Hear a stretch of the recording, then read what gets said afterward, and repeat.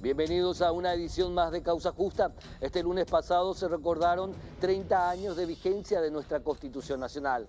Una carta magna que en comparación a otros cuerpos normativos constitucionales vigentes en nuestra región es joven, por cierto, joven como nuestra democracia, nuestra Constitución Nacional que sumó a sus articulados elementos concretos de defensa puntual de un Estado democrático, de un Estado republicano con representación parlamentaria, un Estado donde el Poder Judicial es independiente y el Poder Legislativo hace parte de un control interpoderes, una Constitución Nacional que hizo de los derechos humanos una parte principal de toda su estructura. Nuestra Carta Magna cumple 30 años, ya por lejos, en una mayoría de edad, por cierto, por muy lejos, pero sinceramente nosotros como sociedad conocemos, respetamos, reconocemos la importancia de nuestra Carta Magna. Como sociedad en las escuelas y colegios nos encargamos de que nuestra Constitución Nacional en materias que tienen que ver con educación cívica sea analizada por quienes en un futuro no muy lejano administren nuestro país, tanto en el ámbito público como en el ámbito privado. Nuestra Constitución Nacional, ¿cuántos de sus articulados son en realidad letra muerta? No por lo que indican, sino por una falta de gestión.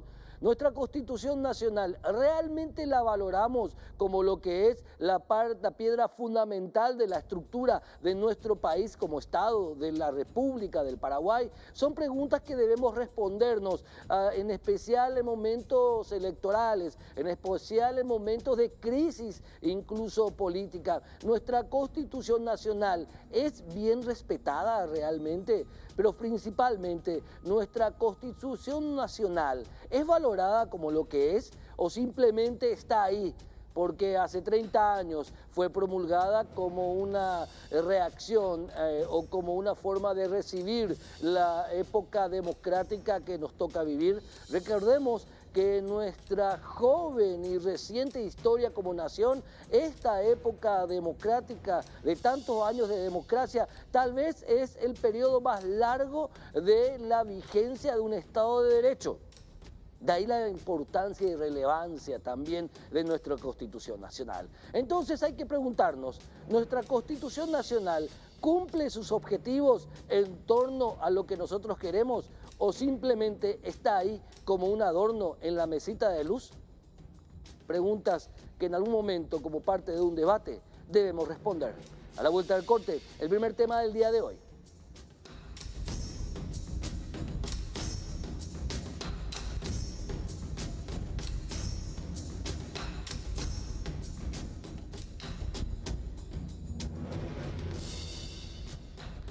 Que a un ex director del penal de mayores de un país asesinen el Día del Padre en la casa de su progenitor, en cualquier otro país generaría una crispación política y hasta un debate mucho más serio, mucho más profundo.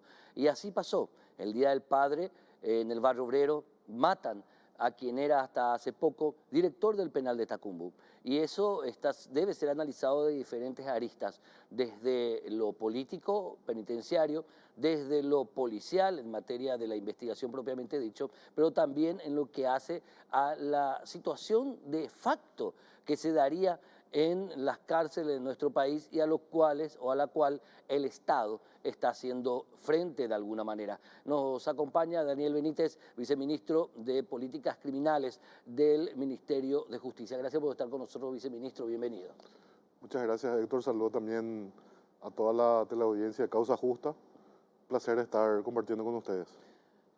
¿Cómo se puede abordar y analizar, o cómo lo están haciendo ustedes, el hecho que significa el cruel asesinato de un hombre que ocupaba hasta hace poco el mayor cargo, el más alto cargo en el más grande penal, en la más grande penitenciaría de nuestro país? Bueno, nosotros sentimos mucho la pérdida de un compañero de trabajo como era Óscar González. Era un funcionario de 44 años de edad que fue ultimado a balazos justo en un día bastante importante como es el Día del Padre frente a sus familiares.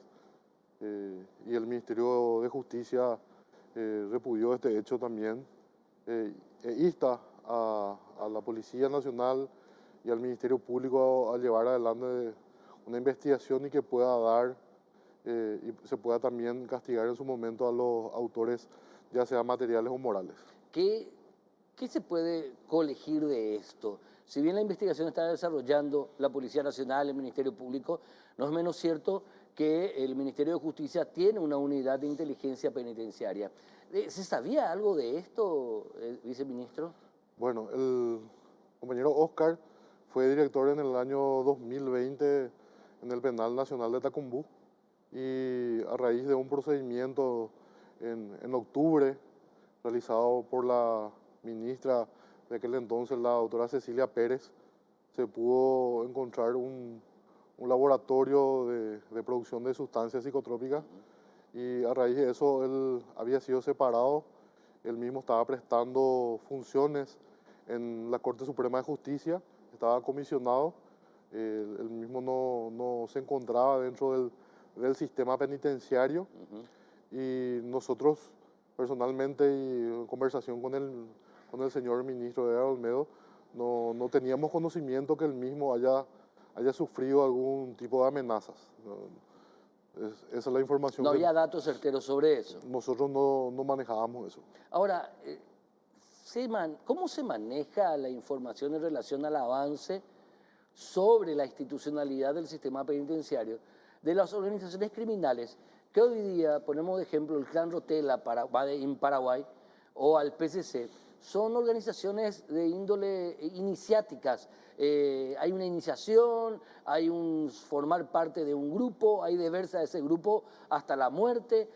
¿Se toma en cuenta ese tipo de organizaciones al momento de abordar políticas penitenciarias, viceministro? Sí, nosotros tenemos varias facciones criminales dentro de nuestro sistema penitenciario, que son las más conocidas, son la del primer comando capital, la del clan Rotela, tenemos un poco de comando Vermelho y otras facciones de menor cantidad, pero estas dos primeras son las que en cantidad tienen una importancia dentro de nuestro sistema penitenciario y constantemente estamos haciendo un monitoreo y un seguimiento a todas las actividades que realizan las mismas dentro de los penales. De hecho que ya hemos abortado el ingreso de dinamita en gel dentro de esta administración en el penal del Cerezo. Específicamente este paquete iba destinado para la facción PCC. También hemos, a través de nuestro departamento de inteligencia, logrado y evitado una fuga del penal de Ciudad del Este, donde estaban en ese pabellón 360 integrantes del PCC, que estaban cavando un túnel y estaban con la intención de fugarse. Y una serie de más de 30 requisas donde constantemente estamos incautando armas blancas, bebidas alcohólicas, teléfonos, y son esas las actividades que nosotros como Ministerio de Justicia estamos llevando adelante. Ahora, pero ¿preocupa o no? Si bien se reconoce lo que hicieron o lo que hizo el Ministerio de Justicia y el sistema penitenciario, pero así, en este tipo de situaciones, es más fácil que sigan desarrollándose y sigan creciendo este tipo de organizaciones cuando, por ejemplo, sus cabecillas visibles están con normal contacto con sus soldados, en cuanto a que hay una permeabilidad de los sistemas de seguridad también con respecto a, por ejemplo, tráficos de droga, tráfico de alcohol. ¿Eso preocupa? Sí, preocupa sobremanera y también nosotros como Ministerio de Justicia tenemos que llevar adelante acciones. De hecho que estamos trabajando siempre con la Policía Nacional, con el Ministerio Público, a fin de hacer un trabajo en forma conjunta para tratar de combatir también a estas facciones criminales que están arraigadas en nuestro sistema penitenciario y tenemos un plan de trabajo que es la habilitación de las nuevas penitenciarías con un enfoque totalmente diferente. Son tres que van a albergar a más de 4.000 internos, que eso va a hacer que podamos también dividir por primera vez dentro de este gobierno nacional se va a poder lograr la división entre procesados y condenados, que actualmente están mezclados, no hay una clasificación, no existe una evaluación del perfil de cada persona privada de libertad. Yo creo que para el mes de septiembre, octubre, vamos a estar inaugurando la primera penitenciaría que va a descomprimir mucho también lo que es especialmente las penitenciarías que están en el área de capital y central. Ujú. Pero, perfecto, son estructuras grandes, nuevas, se da un poco de dignidad también a la penitenciaría, perdón, a la población penitenciaria.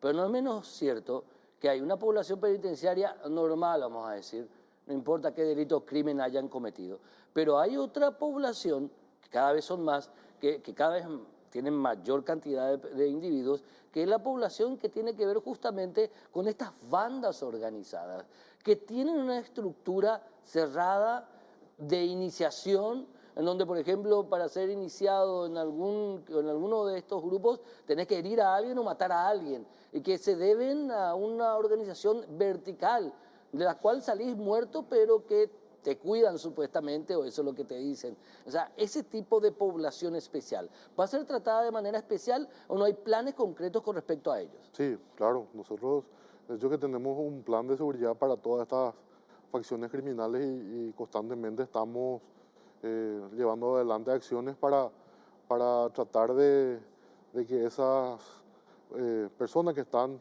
en esas facciones no puedan cometer hechos punibles, ya sea dentro de los penales y también en coordinación con los organismos de seguridad afuera.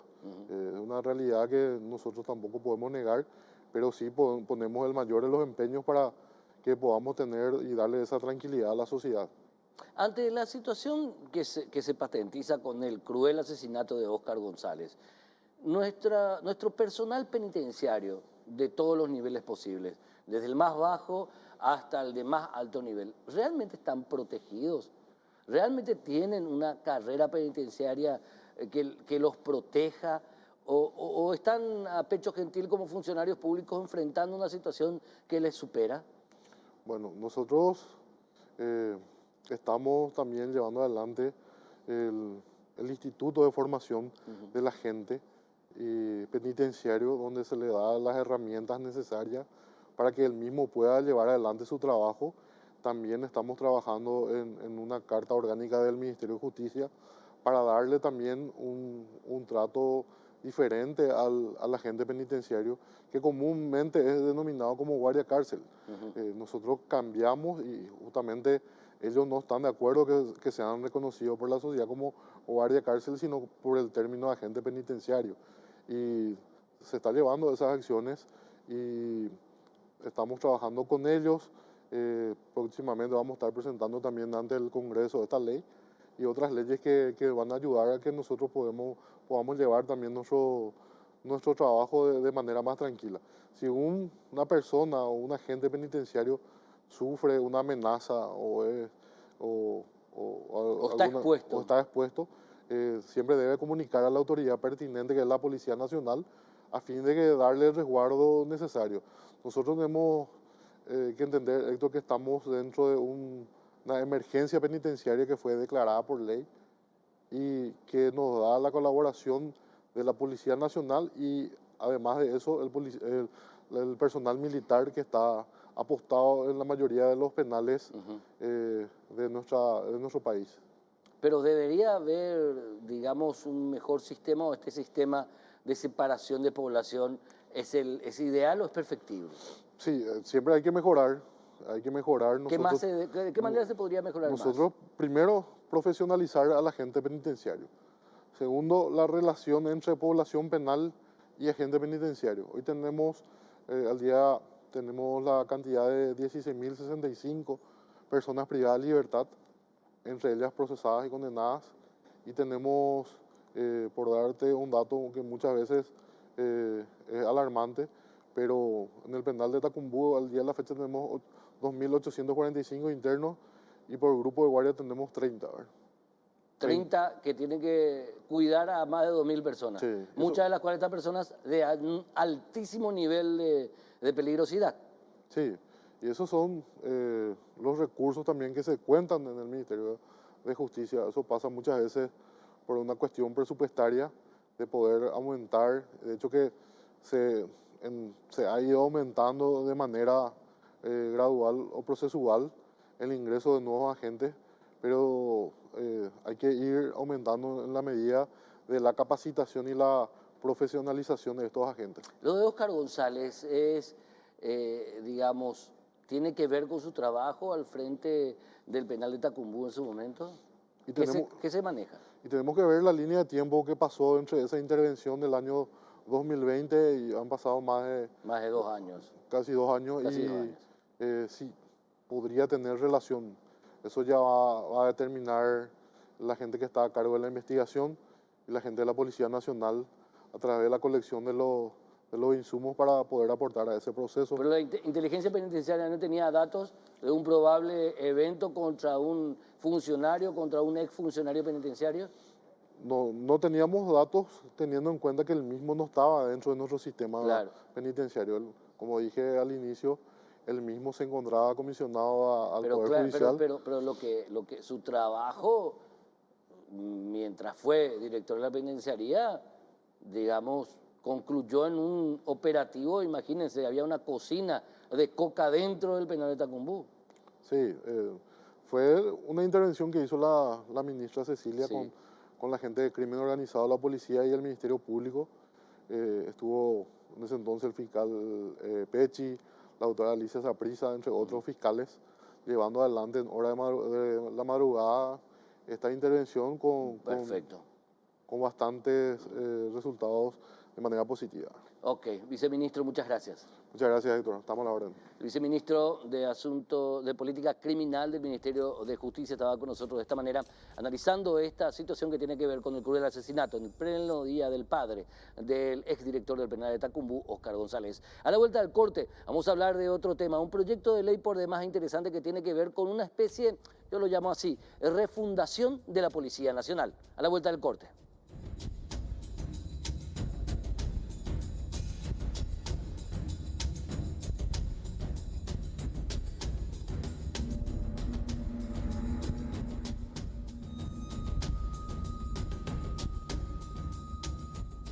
Y en el Congreso de la Nación va cobrando fuerza el debate sobre un proyecto de ley presentado por varias organizaciones civiles y también incluso con el apoyo de partidos políticos para un proceso de refundación de la Policía Nacional. Ahí, al menos en la interpretación nuestra, la importancia de este proyecto de ley. La organización Líderes por la Democracia, mejor dicho, presentó este proyecto de ley, entre otras organizaciones, como bien decíamos. Está Diego Zavala con nosotros, justamente uno de los voceros de esta organización civil. ¿Cómo estás, Diego? Bienvenido a Causa Justa. Buenas tardes, Héctor. Buenas tardes a toda la audiencia. Líderes para el Desarrollo, el nombre de la fundación. Sí, Líderes para el Desarrollo, perdón. Vale la pena la acotación, pero también yo creo que este proyecto de ley plantea que esta organización también es un Líderes por la Democracia, porque al menos de la lectura de este proyecto de ley uno puede entresacar elementos puntuales que van a enriquecer o que van a hacer de la carrera policial en particular, pero en general de la Policía Nacional, una organización policial, obviamente, de la cual nos sintamos orgullosos, no como ahora que de repente esta organización del Estado, este organismo del Estado, presenta graves falencias que son el objeto de la crítica de la ciudadanía, Diego. Correctísimo. Esa es la filosofía, Héctor, y quiero aclarar que en este trabajo, además de la fundación, nosotros hemos invitado a muchos policías retirados a trabajar con nosotros. Han brindado toda su experiencia, ¿verdad? En generar estas herramientas que van a permitir a la policía un mejor gerenciamiento, ¿verdad? Que el mérito, ¿verdad? Sea el modo en que el policía hace su carrera y que con mérito pueda hacer una carrera que quiera cuidarla también y que no se vea expuesto a tratar de conseguir dinero por otros medios, ¿verdad? Deshonestos que manchan a la institución policial que todos queremos y que por último también terminan perjudicando a la persona que recibe ese dinero. Así que hemos instalado una serie de herramientas que, si me permite, me gustaría explicarlas luego a la audiencia. Por favor, Diego, por favor. Sí. Bueno, lo que nosotros hicimos primeramente cuando nos encontramos con estos problemas fue hacer una serie de reuniones, ¿verdad? Con policías retirados, con policías también en actividad, siempre con la venia correspondiente de sus autoridades, tanto el ministro del Interior como del comandante policial, y nos permitió a nosotros identificar ciertos puntos focales que hacen difícil, ¿verdad? El trabajo para la gente policial y que hacen difícil el gerenciamiento dentro de la policía. Cuando yo digo gerenciamiento, estamos hablando realmente de un gerenciamiento. La policía hoy es la institución vertical más grande que tiene el Estado paraguayo, tiene 30 y pico mil de efectivos, ¿verdad? En filas, sin contar con el personal administrativo, ¿verdad? Lo cual hace que, si vamos a hablar de gerenciar, ¿verdad? Una entidad, estamos hablando de una entidad más grande que de repente Microsoft, ¿verdad? Entonces, para que pueda el gerente, que es el comandante de la policía, pueda gerenciar efectivamente, tiene que tener una serie de herramientas que nosotros hemos identificado desde Líderes por el Desarrollo y también, como te digo, con los policías retirados, y que básicamente son 5 ejes que nosotros hemos identificado. El primero es el sistema de ascenso en los grados. Hoy, ¿verdad? La situación de hoy es que el comandante tiene toda la decisión, ¿verdad? Si estás ante, qué sé yo, una entidad con 100 miembros, es un poco más fácil, ¿verdad? Decir fulano tal va a ascender porque yo conozco todos sus méritos, ¿verdad? Pero cuando está una entidad tan grande como hoy es la policía, que tiene sus oficiales que manejar, que tiene oficiales que tiene que mantener, con una estructura jerárquica que tiene que considerar, ¿verdad? Y esa estructura jerárquica manejar la policía. Entonces tenemos que ver que el que comienza en la escala más abajo y quiera ascender a través del mérito, tiene que tener un sistema que haga fácil para el comandante controlar quién es el que ascende, que no llegue a comisario una persona que está con problemas, por ejemplo, afectado por el narcotráfico, ¿verdad? O que sea una persona que haya recibido dinero, ¿verdad? Entonces, cuando van a ir ascendiendo los grados, queremos que los mejores lleguen y que sean personas que tengan una carrera intachable. Hoy que, Existen esas personas en la policía, Diego, pero sin ¿verdad? embargo, Diego, ¿pero qué Sí. encontramos hoy día? Porque para hacer un proyecto de ley, que es algo que pretende modificar un estado de cosas, obviamente tenemos que estar al tanto de ese estado de cosas. Y me imagino Sí, que han hecho una investigación al respecto sí. para identificar los problemas. Hoy, ¿qué encontramos en la Policía Nacional, Diego? Bueno, hoy encontramos que la policía carece de las herramientas como para poder controlar quiénes son los que ascienden en los grados. ¿Cuáles son las herramientas? Primeramente, no tienen las herramientas, ¿verdad? Que le permitan controlar la ficha de cada oficial o suboficial que está pretendiendo ascender en el grado, puesto que si yo ya tengo una antigüedad, suponete, llego a los 4 años y tengo que ascender de grado de oficial más bajo, ¿verdad? Al siguiente grado, o quiero ascender de comisario principal a comisario director, ¿verdad? Pucha, tienen que tener mi ficha para que yo considere. Y hay herramientas, ¿verdad?, que permiten el control mucho más eficiente, herramientas tecnológicas como software, ¿verdad?, herramientas que permiten cruzar la información, como ¿cómo es que se llama? Las inteligencias artificiales, ¿verdad? Y todas estas herramientas hoy no están a plena disposición de la policía, ¿verdad? Y con la ley nosotros pretendemos que no solamente se controle, ¿verdad?, que vayan ascendiendo los grados porque el comandante designa, no, el comandante tiene que tener la ficha de cada uno, se pretende instalar una entidad dentro de la policía que se encargue única y exclusivamente dentro de talento humano de manejar la ficha de cada uno y de dotarle a la policía de estas herramientas que le permitan controlar, ¿verdad? Va a haber también, hoy hay un tribunal de ascenso en los grados, pero ese tribunal no le llega toda la información, o le llegan, lastimosamente, llegan personas con recomendaciones para ascender. Nosotros queremos que el ascenso tenga mucho más control, ¿verdad? Y que ese control le dé la tranquilidad a la ciudadanía que no van a ascender personas que tengan problemas tanto de mérito como de conducta.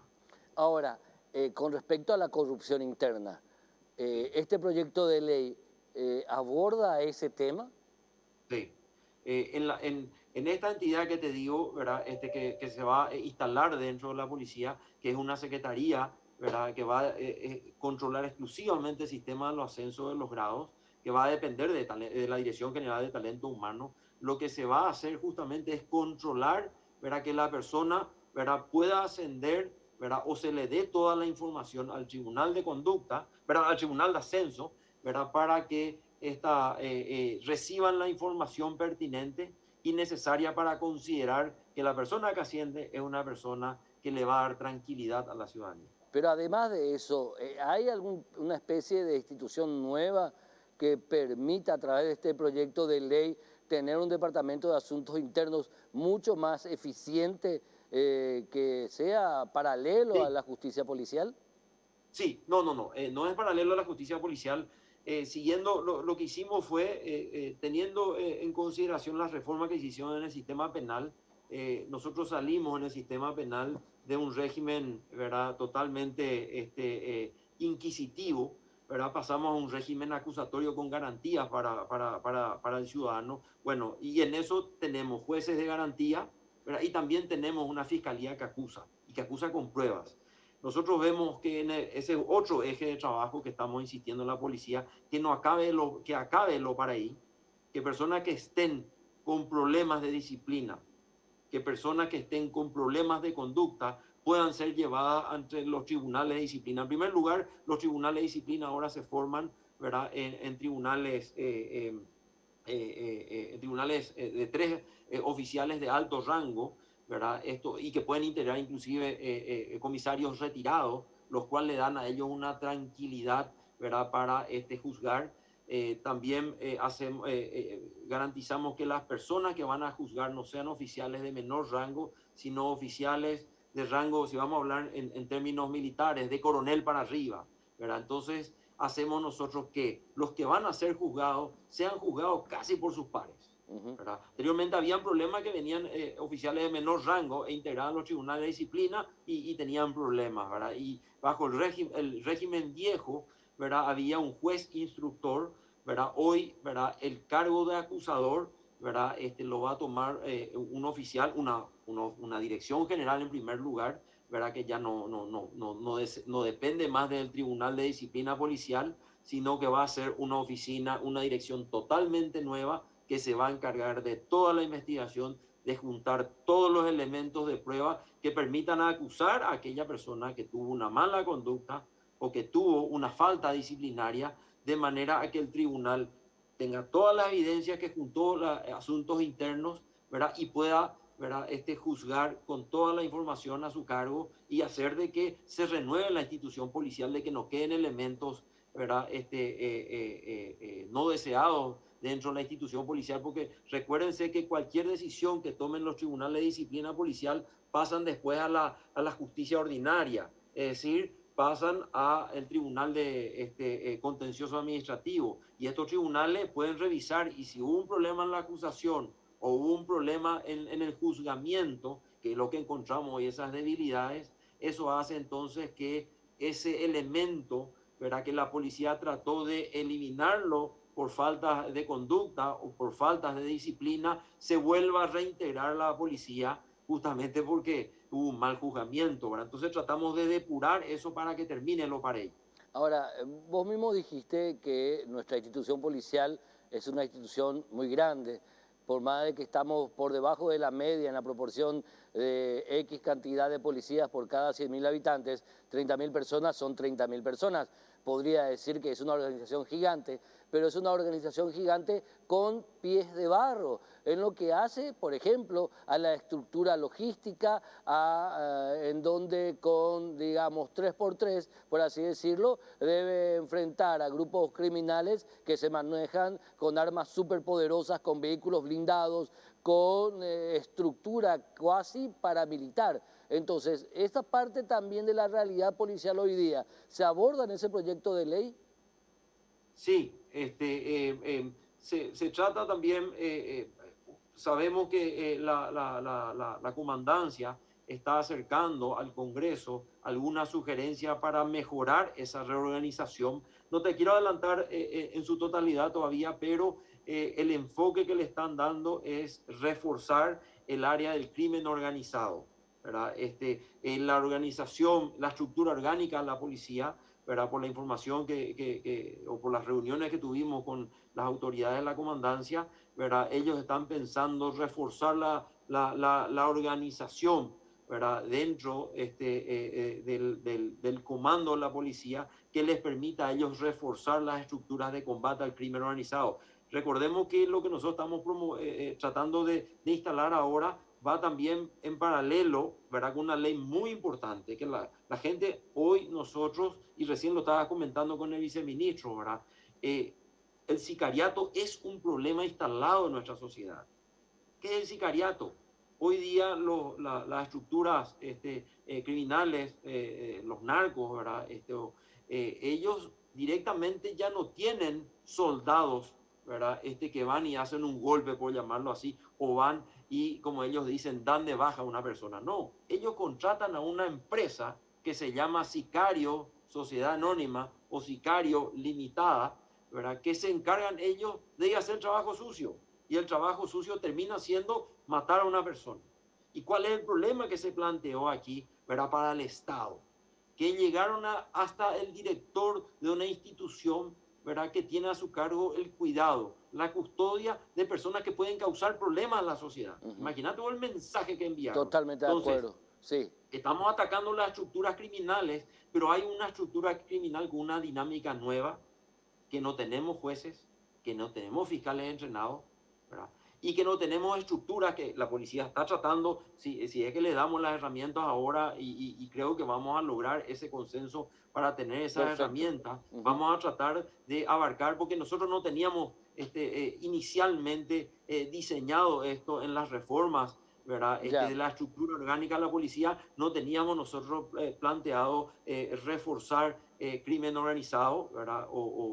O la Dirección General de la Policía que se encarga del crimen organizado, y yo creo que es absolutamente necesario. Diego Zavala, muchas gracias. Realmente este proyecto de ley está en la Cámara de Senadores, finalmente. Sí, sí. Un elemento muy importante también es el bienestar policial. Para cerrar, policial, por favor, estoy cerrando ya, Diego, sí. Sí, dale, encantado, Dale. Diego Zavala, realmente un placer. Este proyecto de ley está en la Cámara de Senadores. Su estudio se prevé para dentro de pocos días más. A la vuelta del corte vamos a seguir hablando de algo que justamente nos indicaba Diego Zavala. El crimen organizado como tal y su brazo armado, el sicariato, realmente está siendo bien abordado, y también qué vinculación tiene esta dinámica con el delito o el crimen común. A la vuelta del corte hablamos de eso con un especialista.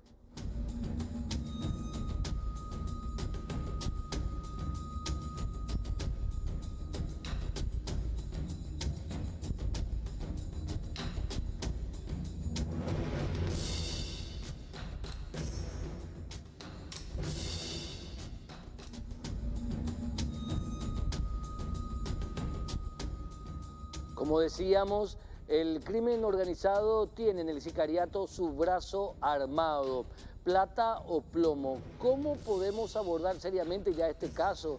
¿Cómo está el Paraguay ante este tipo de situaciones? Y también la disyuntiva que plantea esto en cuanto a los llamados delitos o crímenes comunes. Está con nosotros José Amarilla, especialista en seguridad, y también nuestro invitado de siempre cuando queremos hablar de estos puntos bastante especiales. José, gracias por estar con nosotros. Bienvenido.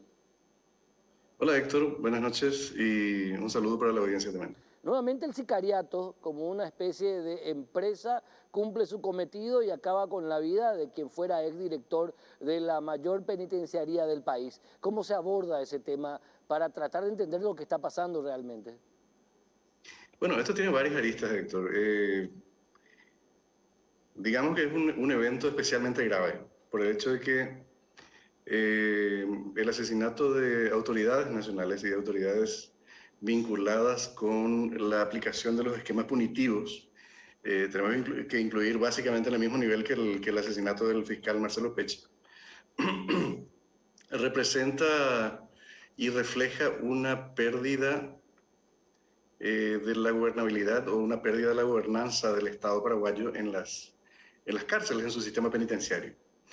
Esto implica que no importa si te condenan a 1 año, a 5 años o a 50 años de cárcel, pierde sentido la condena por el hecho de que si son las facciones criminales las que manejan el sistema penitenciario, entonces la figura de la recuperación social, la figura de imponer una pena a una persona que ha infringido las leyes, pierde absolutamente sentido. O sea, vos vas a la cárcel y simplemente necesitas que haya una facción u otra que pueda protegerte y garantizarte tu seguridad dentro del esquema, dentro de un esquema que está fuera del control del Estado, repito, ¿verdad? Y no solamente eso, sino que además los propios organismos de control de estas instituciones están inficionados y están infiltrados o dominados por los cárteles criminales que operan desde las cárceles. Y esta figura, esta configuración afecta no solamente al sistema carcelario en sí, afecta a todo el mecanismo de justicia. O sea, no tiene ninguna importancia que te investiguen, te juzguen y te condenen después de haber vos o yo quebrado las leyes, ¿verdad? Sino que además de eso representa una figura que deja completamente inerme al resto de la sociedad. A los que tratamos de cumplir las leyes, estar dentro de los márgenes de las leyes, no nos representa ningún alivio que alguien sea enviado a una cárcel, ya sea para que sea sacado de circulación o para que sea recuperado como figura social. Ni una cosa ni la otra van a ocurrir realmente con este esquema carcelario. ¿Por qué? Porque son las facciones criminales las que siguen, las propias facciones no solamente dominan las cárceles, sino siguen operando desde el interior de las cárceles.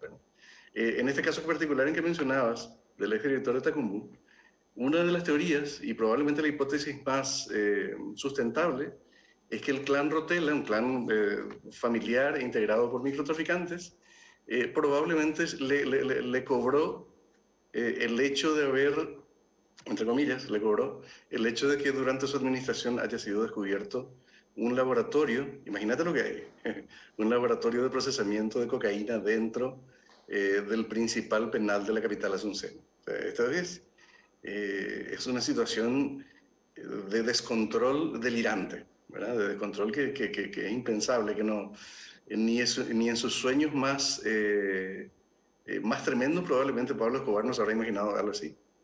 Y realmente, ahora bien, por un lado, la cuestión del sicariato, por otro lado, lo puntual que tiene que ver con la forma de ser de este tipo de organizaciones criminales en cuanto a que son diría yo, el crimen iniciático o el crimen que se basa en una alianza de sangre y fuego, en donde lo que importa es lo que dice el líder, lo que importa es lo que manda el líder, y si el líder te dice matar a tu familia, vos tenés que matar a tu familia. O sea, estamos ante eso tan extremo. ¿El Estado paraguayo está preparado para enfrentar este tipo de bandas, como por ejemplo las maras, que son famosísimas en El Salvador?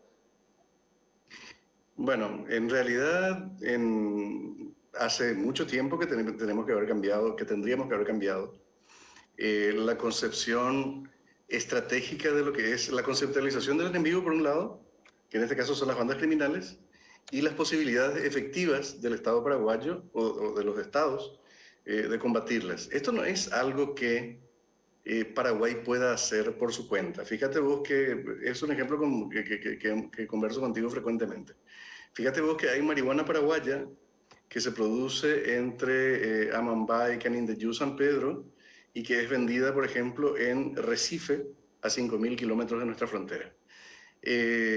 Siendo que Brasil tiene el ejército mejor armado de América Latina, tiene una fuerza aérea con capacidad de derribo, tiene 5 brigadas aéreas en la zona de la Triple Frontera, tiene 2 cuerpos de ejército, uno en cada estado, entre Mato Grosso y Paraná, tiene unos 17 cuerpos policiales diferentes, de diferentes niveles, operando en la zona, tiene la Policía Federal, la Policía Rodoviaria Federal, la Receita Federal, todos organismos con capacidad de, policías municipales y gobiernos locales, todos con capacidad de aplicación de las leyes. Estamos hablando de más de 200.000 efectivos que operan en la zona de la Triple Frontera. Y sin embargo, con todo eso, a pesar de eso, la mercadería de contrabando que pasa de Paraguay, y en particular las drogas ilícitas, consiguen transitar 5.000 kilómetros y ser vendidas en el Caribe brasileño. Eso te da la pauta de que se trata de organizaciones que hoy tienen una capacidad operativa inédita, nunca antes vista en la historia, en la cual manejan todos los nichos relacionados con su negocio, desde la distribución de semillas de marihuana, el control de los plantíos, las personas que están encargadas de esa producción, el acopio, el transporte, el cruce de las fronteras, el transporte hacia las zonas de distribución y finalmente el fraccionamiento y venta al consumidor final. Es decir, en todo ese tramo necesariamente tiene que haber protección de fiscales, jueces, militares que custodian las fronteras, policías, etcétera, a ambos lados de la frontera, no solamente del lado paraguayo, del lado brasileño también. También, ahora, sí, sí. José, con todo esto que estás relatando, todo el poder que evidencian organizaciones que son capaces de trasladar cargas ilegales por más de 5.000 kilómetros, obviamente nos puede llegar a afirmar sin margen de equivocación que comandar en las cárceles paraguayas, donde hay tan poca institución en nuestro país, o hay instituciones absolutamente permeadas por la corrupción, a estas organizaciones les ha de ser, pero una cosa facilísima, dominar en los centros penitenciarios. Todo, lo que entra, lo que sale, lo que se aprueba, lo que no. Efectivamente, de hecho, Paraguay tiene varias características que han permitido el crecimiento de estas organizaciones en el territorio. Primero que estamos en el centro de Sudamérica, o sea, la ubicación geográfica del Paraguay es una situación bisagra donde geográficamente estamos en una ventaja una ventaja entre comillas para los grupos criminales, en la cual los medios aéreos, el transporte aéreo de cocaína fundamentalmente puede utilizar este centro geográfico como un hub, como un lugar de servicios, desde el cual la mercancía o cruza del lado brasileño hacia el Atlántico y queda en territorio brasileño, o va a través de los puertos brasileños hacia otras zonas, lo cual es una operación que ha quedado riesgosa en los últimos años, o es embarcada, disimulada a través de las barcazas que circulan por la hidrovía Paraguay-Paraná, o próximamente es embarcada por tierra hacia el Pacífico a través del carretera bioceánica. En el medio de todo eso está Paraguay, ¿verdad?